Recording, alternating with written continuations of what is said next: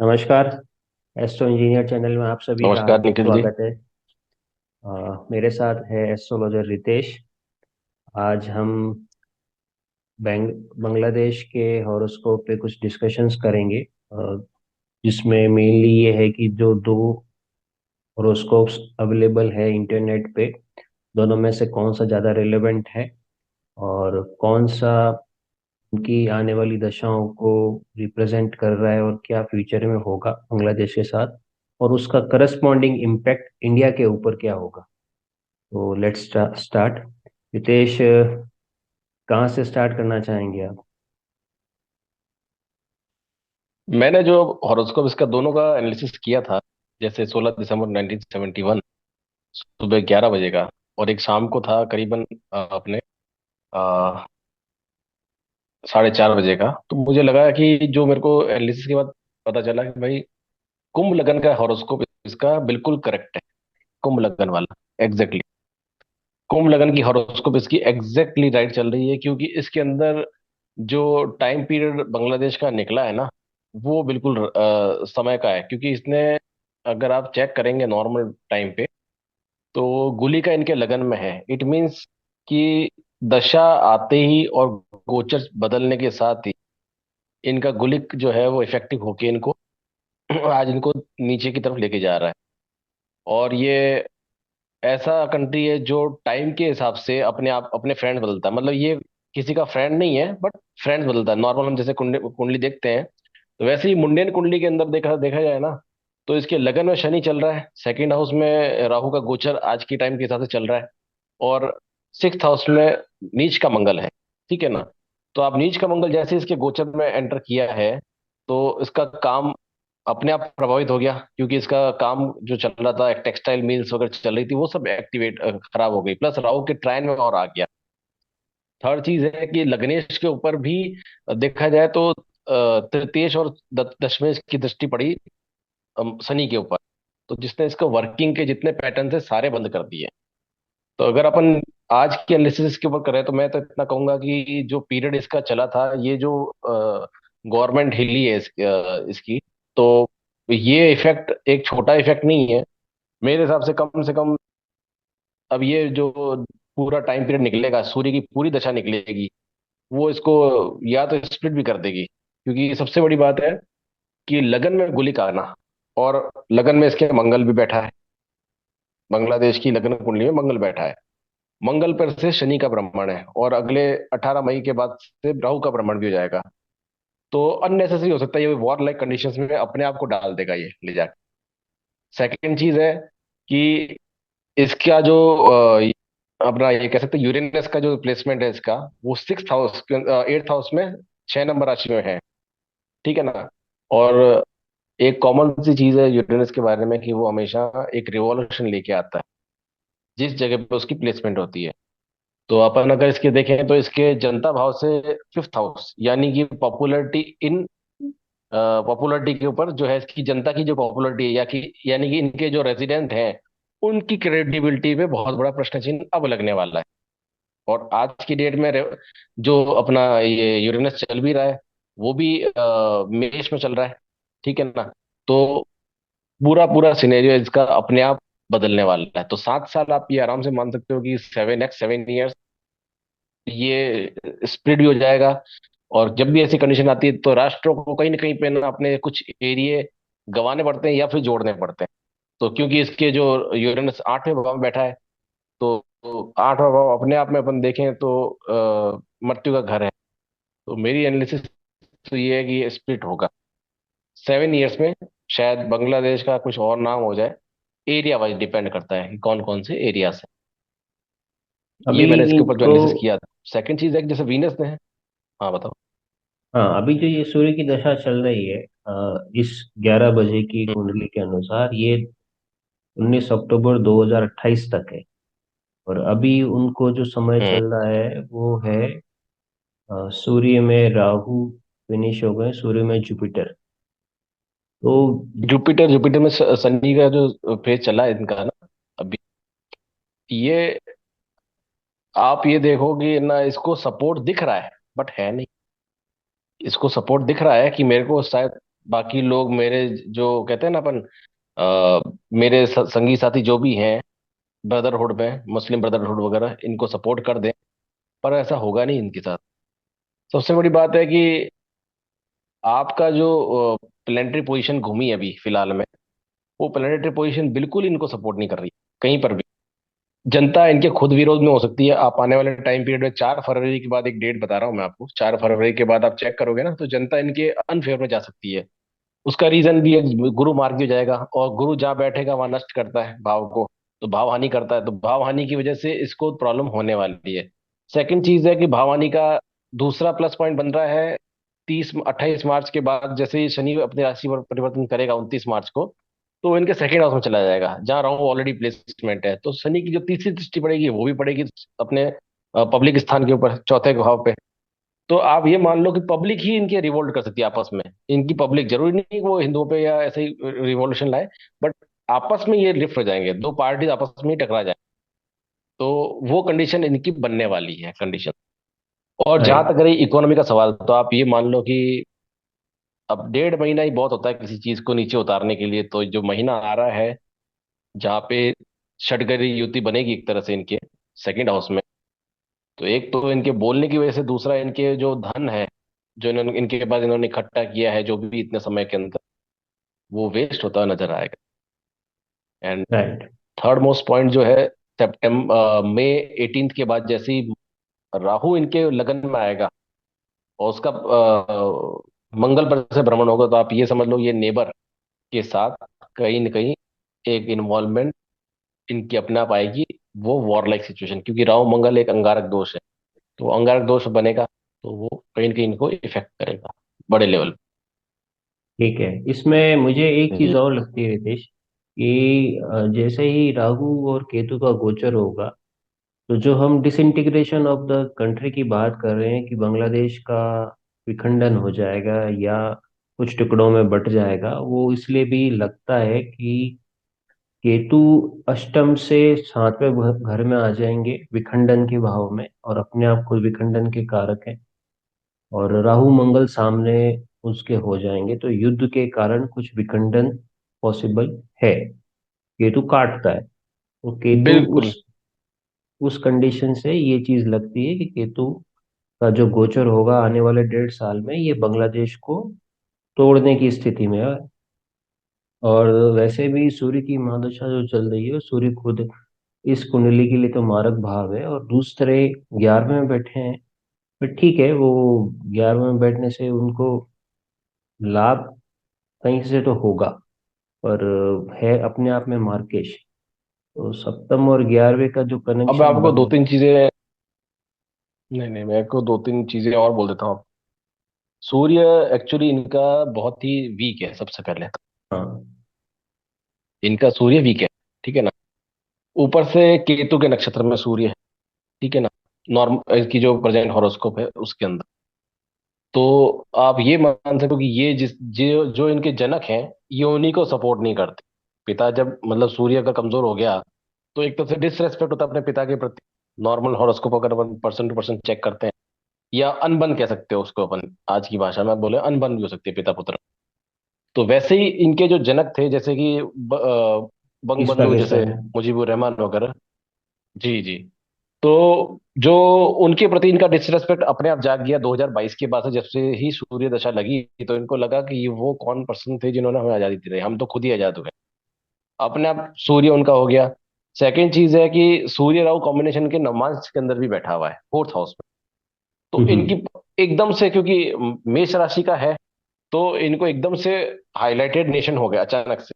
एक थे नहीं ये हाईलाइटेड नेशन, अपने आप हाईलाइट में आए। बट किस डायरेक्शन में आए? नेगेटिव डायरेक्शन, क्योंकि राहु और सूर्य का कॉम्बिनेशन है वहां पे ऑलरेडी। इसलिए हम्म। इन्होंने वो हरकत कर दी। थर्ड चीज क्या है ना, कि जैसे एक और चीज मैं आपको बोल देता हूँ।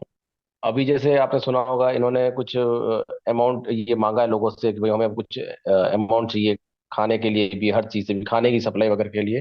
तो ये डेप्थ में जाते हैं, इसलिए देखेंगे, क्योंकि नवमास में देखेंगे ना, तो मंगल जो है इनका मिथुन का बैठा हुआ है, छठे भाव में, ठीक है ना।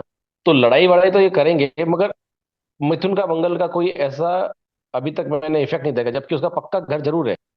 मगर एक चीज है, ये लोनिंग में जा सकते हैं सबसे पहले, क्योंकि ये इनके ऊपर लोन चढ़ सकता है। जो इन्होंने अभी तक बहुत अच्छा इमेज बनाया था ना, वो इमेज बिखरती नजर आ रही है कहीं न कहीं पे। हम्म। और दूसरी बात है कि इनके कर्म भाव में देखेंगे नवमांश के अंदर ना चंद्र केतु और गुलिक, तो इनको एक डिसीजन लेस चीज होती है ना, हमें करना क्या है, किस तरफ जाना है, क्या करना है, वो जीरो होता दिखा है ये हम्म। सारे इनके भाव। और बड़ी बात यह है कि अपन यूं कह सकते हैं कि इनका जो बेसिकली जो अ, नवमांश कुंडली है उसमें भी यूरेनस से फिर से इनके अष्टम भाव में बैठ गया जाके, और वो भी सिंह राशि। सिंह राशि अगेन पब्लिक की राशि होती है।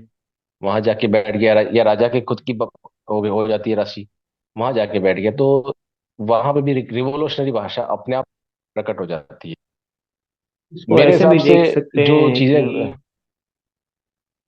जो नक्षत्र वाली बात जो आपने की है कि सूर्य केतु के नक्षत्र में, और वो भी मूल नक्षत्र में, ये सबसे बड़ा इम्पोर्टेंट पॉइंट है। मूल मतलब तोड़ना ही है। किसी भी चीज को अपने रूट से तोड़ना, तो इन्होंने अपने रूट्स, मतलब जो इनके फाउंडर फादर थे शेख मुजीबुर रहमान, उनके अगेंस्ट भी, उनकी भी हमने देखी स्टैच्यू इन रिवोल्ट जब हुआ था, वो तोड़ दी गई। और वो रिवोल्ट अब पूरा नेशन में फैलेगा, और जब तक सन की दशा है ये चीजें डोमिनेट करेगी करेगी। और सेकेंडली जो चीज बिल्कुल रह बिल्कुल। जाएगी कि जो गोचर है शनि का, जो षड्ग्रह युति मार्च में बनेगी, और उसके बाद मई में राहु और केतु का जो गोचर है, तो ये बांग्लादेश के लिए आने वाला 1.5 साल तो स्पेसिफिकली बहुत डिफिकल्ट रहने वाला है। बहुत ज्यादा डिफिकल्टी पैदा करेगा। एक, अगर आपको एक चीज और बोलता हूँ कि जैसे अभी का टाइम आप नोट कर लें कि 18 तारीख से जैसे सूर्य ने राशि परिवर्तन किया है राइट नाउ कंडीशंस में, तो आप बांग्लादेश के अंदर आप देखिए हर तरह से उनके जो अपर अपर लेवल के लोग हैं आपस में लड़ना शुरू हो चुके हैं ऑलरेडी। मैं जो अभी करंटली इनको जो सो कॉल्ड प्राइम मिनिस्टर बने हैं उसकी बात नहीं कर रहा हूँ, यूनुस की। बट बेसिकली देखा जाए ना तो ये अपने आपस में ही लड़ाई शुरू हो चुकी है। एंड इसका जो एंड रिजल्ट आपको दिख जाएगा आने वाले पीरियड में, वो हार्डली इन 10-15 डेज आपको और ज्यादा दिखेगा, रिफ्लेक्शन आ जाएगा।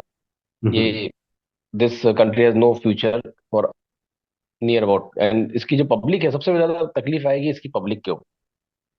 वो कंट्री की चार्ट है, तो कंट्री के जहां जैसे कहते हैं ना, जैसे पासपोर्ट ही सबसे बड़ी चीज होती है हर पर्सन के हिसाब से। तो जो जो इस कंट्री का पासपोर्ट होल्ड करता है, आप ये देखेंगे कि उनको वहां से सेक किया जा रहा है। चाहे वो जॉब में, तो जॉब से सेक किया जाएगा। और अगर वो कंट्रीज में रह रहे हैं तो उनके ऊपर वॉच हो जाएगी इमीडिएटली। चाहे हम्म। वो कहीं भी रहे, मतलब आउट ऑफ, मैं ये नहीं कहता कि इंडिया में रह रहे तो मैं इंडिया के साथ बात नहीं कर रहा हूँ। वो ऑल ओवर द वर्ल्ड जहां कहीं भी रहेंगे उनके ऊपर एक तरह से स्ट्राइक ही है ये। They will be segregated and they will be remove from main stream. Right. People will try to remove or people will try to ignore, क्योंकि हम्म। एक और कॉम्बिनेशन आप देखो इसमें। ठीक है, शुक्र की दशा जो इनकी चली थी वो इनको बेनिफिट दे गई थी।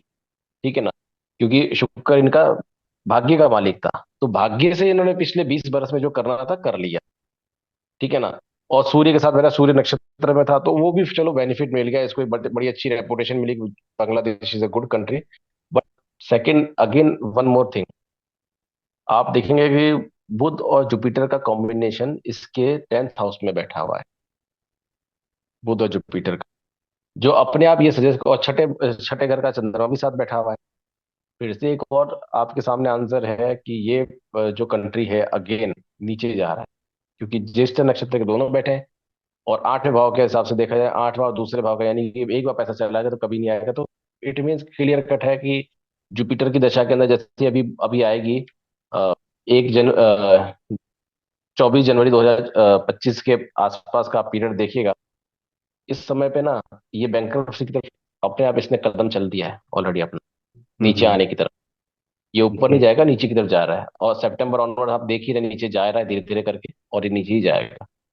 सारी चीजें वहां से बंद होती जा रही है, और जैसे ही केतु एंटर करेगा जनवरी के एंड में, इसको नुकसान की संभावना बहुत ज्यादा है। हाँ, ये भी एक है कि बीच में इसको जैसे कोई पैकेज या कुछ अमाउंट भी मिले, ये बात तो बनेगी। बट वो होगा लोनिंग अमाउंट, ना कि अर्निंग अमाउंट। वो समझ चीजें गया। इसके साथ बनने वाली हैं अभी आने वाली। मतलब कंप्यूटर की खुद की अर्निंग नहीं होते हुए भी ये बोरोइंग के थ्रू सरवाइव करे। हाँ, बोरिंग बोरिंग, यस, बोरिंग के लिए 100%। बोरो राइट। हो सकता है इसको कोई फ्रेंडली या नेबरहुड वाले भी कुछ इसको दे सकते हैं, वो कुछ टाइम के लिए, फॉर टाइम भी, वो राइट। पीरियड चलेगा बट लंबा पीरियड नहीं है वो। ठीक है। जी। अब सेकंड पार्ट पे रहते हैं, तो इसको समरी कैसे लेते हैं कि आने वाला 1.5 साल में बांग्लादेश का विखंडन जरूर नजर आ रहा है। कंट्री एक उधारी की सिचुएशन में या डेट में, एक्सट्रीम डेट में जाएगा। जनता बिल्कुल डिससेटिस्फाइड रहेगी, और ये जो इनके रूलर्स हैं उनको भी बहुत डिफिकल्टीज आने वाली है। ये तो हो गया बांग्लादेश के लिए समरी। अब सेकंड को जो डिस्कशन था जी इस अपनी मीटिंग का, वो ये एजेंडा पॉइंट में कि इसका इंडिया पे क्या इम्पैक्ट है या इंडिया के लिए क्या अपॉर्चुनिटी है। वो आप, क्योंकि हम देखिए। हिंदूज के ऊपर जो वायलेंसेस हो रही है, एट्रोसिटीज हो रही है, उसका रिफ्लेक्शन इंडियन पॉलिटिक्स में भी है और इंडियन जनता में भी है। और इन इन अ वे इंडियन गवर्नमेंट इसको डायरेक्टली तो टेक अप नहीं कर पा रही है through military action, but under the table बहुत सारी चीजें चल रही है। तो आपको क्या लगता है इंडिया पे इस पे क्या इम्पैक्ट है और इंडिया को क्या करना चाहिए। देखिए, सबसे पहली बात है कि अपने जो भारतवर्ष की कुंडली है ना फिलहाल के अंदर, ठीक है ना, अब इसको दो तरह से कुंडलियां हैं, वो तो अपन किसी और पॉडकास्ट पे अपन एक बार डिस्कस कर लेंगे इंडिया की कुंडली के ऊपर। मगर जैसे जनरली कुंडली अपन लेते हैं 15 की, free India after British rule, अगर हम उस डेट को अगर अपन कंसिडर करते हैं तो आप देखोगे third house is for neighbours, and वहाँ ऑलरेडी तीन चार ग्रह जो बैठे हैं, तो कॉन्फ्लिक्ट इन नेचर्स में है सारे के सारे, ठीक है ना। तो ऑब्वियस सी बात है कि वहां पे जो इंडिया के साथ तो हमेशा जो कोई भी नेबर रहेगा इंडिया को उससे तकलीफ लेनी ही पड़ेगी, राइट। कोई ना कोई तो थ्रेट रहेगा ही। प्लस या माइनस वो डिफरेंट बात है, बट हो सकता है दशा काल के हिसाब से थोड़ा बहुत कम रहे, कम ज्यादा हो जाए, वो एक अलग बात है।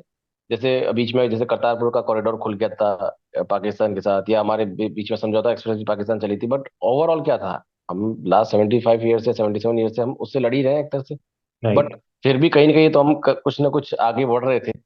तो ऐसी कंडीशंस तो हमेशा रहेगी, बट ये है कि व्यापारिक संबंध, क्योंकि वृषभ राशि है और वृषभ का दिमाग होता है कि भाई वो व्यापारिक राशि होती है, बोलने की राशि होती है, तो खुद से चल के इंडिया कभी नहीं करता, क्योंकि वो व्यापार की राशि है। राइट। एज पर फ्री इंडिया की बात करें तो वो कभी लड़ाई झगड़े में नहीं जाएगा। और सेम वे इसके साथ भी होगा। बट ये है कि अब इसने एक तरह से इंडिया को हाईलाइट में इंडिया आएगा फरवरी के महीने से, जैसे कि क्योंकि इंडिया लगन में बृहस्पति का आना, यानी कि अपने आप में एक तरह से विश्व गुरु की तरफ आप कह सकते हो कि ये अग्रसर की तरफ है। दूसरी बात है कि इंडिया इससे वॉर नहीं करेगा, जहां तक मेरा एनालिसिस है, इंडिया इससे कोई वॉर नहीं करेगा। इंटरनल जो हो जाए वो अलग बात है, जो कुछ भी हो। और इंडिया अगर वॉर में उतरेगा तो मैं इतना कह सकता हूँ कि वो 2025 के एंड या स्टार्टिंग ऑफ 2026 में हो सकता है, इनिशियल में तो नहीं हो सकता। इस पूरे 9-10 महीने में तो मुझे नहीं दिख रहा कहीं पे, राइट। क्योंकि मार्स जैसे ही आएगा एंट्री में उसके बाद ही मैं कह सकता हूँ कि हाँ एक्टिवेशन ऑफ प्लेनेट हो चुका है, मार्च की दिशा लगने के बाद। राइट। जी। तो पर अभी जो नॉर्दर्न उनका चिकन नेक बोल रहे हैं कि चिटागांव वाला एरिया जो मेजोरिटी ऑफ हिंदूज है, या चटगांव वाला एरिया जो नॉर्दर्न बांग्लादेश है मेजोरिटी ऑफ हिंदूज है, तो क्या वो आपको लगता है कि वो सेपरेट नेशन बनने की तरफ है या एक इंटरनल रिबेलियन बन के छूट जाएगा। नहीं नहीं नहीं, वो आप एक नेशन बोल रहे हो, मेरे को तीन नेशन बताए वहां पे, अच्छा। तीन टुकड़े, जमीन के तीन टुकड़े होंगे। राइट। और तीन टुकड़े ऑलरेडी वो डिसीजन में आ चुके हैं, पावर में आ चुके हैं। सबसे बड़ी बात है साहब कि राहु राहु मंगल और सूर्य एक ट्राइन में आने वाले हैं नेक्स्ट मंथ, ठीक है ना।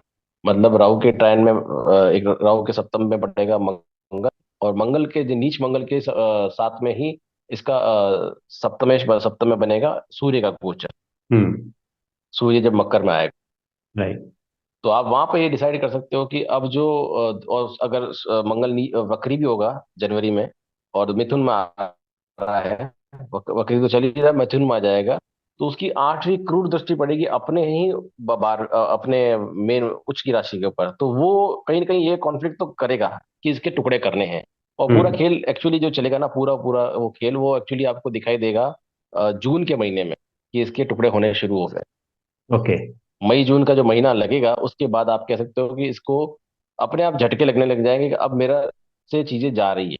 अभी इसको नहीं पता चल रहा, अभी ये पैसा भी लाएगा, हो सकता है पैसा मिले, बोरो करे, कुछ भी करे, क्योंकि इसके बाद इकोनॉमी थी पहले, इसको कुछ ना कुछ मिल जाएगा, चाहे वो आईएमएफ से ले, जाके किसी मुस्लिम कंट्री से ले, वो कहीं से भी ले, और इसको मिलेगा। बट बाद में जब इसका पूरा शटडाउन ही हो जाएगा, तो जहां तक है ये सर्वाइवल पीरियड, इसको सर्वाइव नहीं करा रहा, पूरा खत्म करा रहा है मंगल। जो इसका मंगल चला है ना इसकी राशि में, तो इसको खत्म ही कराएगा पूरा पूरा। और तीन टुकड़े इसलिए नजर आ रहे हैं कि अगर आप इसकी कुंडली के हिसाब से देखोगे ना, तो अभी के टाइम में तो मैंने बताया मंगल का भी गोचर बताया है मैंने, कि मंगल का किस तरह का गोचर चल रहा है। साथ साथ इसकी आने वाले पीरियड में और हालत खराब होने वाली है। जब हम्म। मंगल, क्योंकि जब से सप्तम भाव में मंगल आएगा ना इसका, तो सप्तम का मंगल भी इसको तकलीफ देगा। हाँ। तब इसके पड़ोसी इसको मारेंगे, चाहे वो अच्छा। इंडिया भी हो सकता है फॉर टाइम बिंग, की हाँ थोड़ा बहुत शेलिंग हो सकती है, ज्यादा से ज्यादा भाई कभी आधे घंटे 1 घंटे की शेलिंग कर दी, मोर देन एनफ है अफगानिस्तान या बांग्लादेश के लिए। तो उतनी हो सकती है, उससे ज्यादा नहीं हो पाएगी, ठीक है। क्योंकि इसके लिए कुछ ज्यादा करने की जरूरत नहीं पड़ेगी, अपने आप ही टूट रहा इंटरनल इंटरेस्ट के कारण ही टूट जाएगा। है इंटरनल इंटरेस्ट की वजह से। क्योंकि ठीक है। आपको जब खाने के लिए चीजें जो है ना, सबसे बड़ी बात है अपना भूमि, भूमि के अंदर से निकलने वाली चीजें, बृहस्पति जो डिनोट करता है खाद्य पदार्थों को डिनोट करता है, वो मार्गी होने का वर्षभ के अंदर। तो हो सकता है ओवर फ्लड या ओवर चीजें जाती है ना, तो चीजें बरसात एक्स्ट्रा होगी, तो उससे वजह से खराब होने की संभावना, या किसी टर्नआउट की वजह से भी तकलीफ आने की संभावना इसके साथ बनने वाली है, क्योंकि ओके। बृहस्पति अतिचारी हो जाएगा अगले साल, तो तकलीफ इसको है अभी। राइट। ठीक है। तो ये था हमारा डिस्कशन बांग्लादेश के ऊपर एस्ट्रोलॉजर रितेश के साथ। Thank you Ritesh for your time. और नेक्स्ट हम जल्दी एक और इंटरेस्टिंग डिस्कशन लाएंगे, astro based analysis of geo political situation जो इंडिया या इंडिया के अराउंड या वर्ल्ड में हो। तो थैंक यू रितेश। एंड आप सभी से ये अनुरोध है कि कृपया चैनल को लाइक करें, शेयर करें एंड सब्सक्राइब करें। नमस्कार।